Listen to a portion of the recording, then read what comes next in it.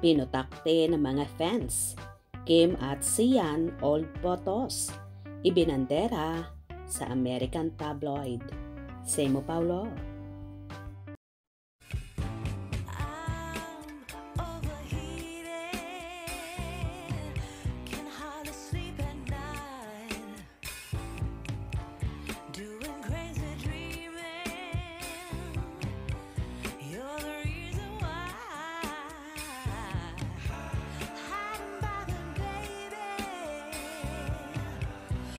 Pinutakti ng mga Pinoy fan ang social media post ng sikat na American tabloid.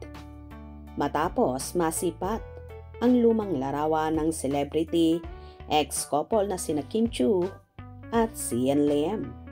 Sa Instagram post nitong January 30, ibinahagi ng TMZ ang celebrations ng mga stars sa Chinese New Year. Bukod sa Kim Si, makikita sa post si John Legend kasama ang dalawang anak. Lunar New Year is officially underway, meaning it's time to celebrate the Year of the Snake.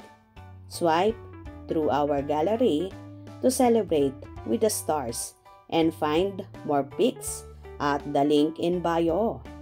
Mababasa sa inilagay na caption dito ng TMZ. Say naman ang ilang fanay, hindi raw nagre-research ang TMZ dahil matagal nang hiwalay sina Kim at Sian. Narito ang ilan nilang reaction. TMZ, it's not doing their research. LOL. Pic number 4 is an old photo of a Filipino celebrity couple who broke up years ago. I am sure their respective partners won't be happy if they spent Chinese New Year 2025 together. LOL, Kim Chiu and her ex-boyfriend. So, outdated.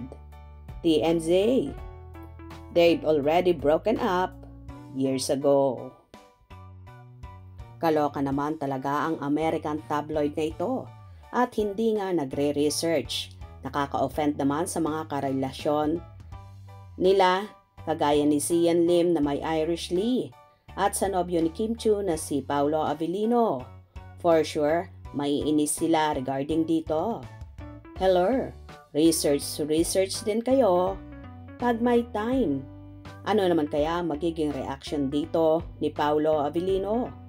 Panigurado bad trip ang actor or baka naman deadma lang kasi di pa naman sila umaamin ni Kimi sa totoong relasyon nila sa publiko. Ano sa palagay nyo? Kayo nang bahalang humusga. Hope you enjoyed. Please subscribe for more info.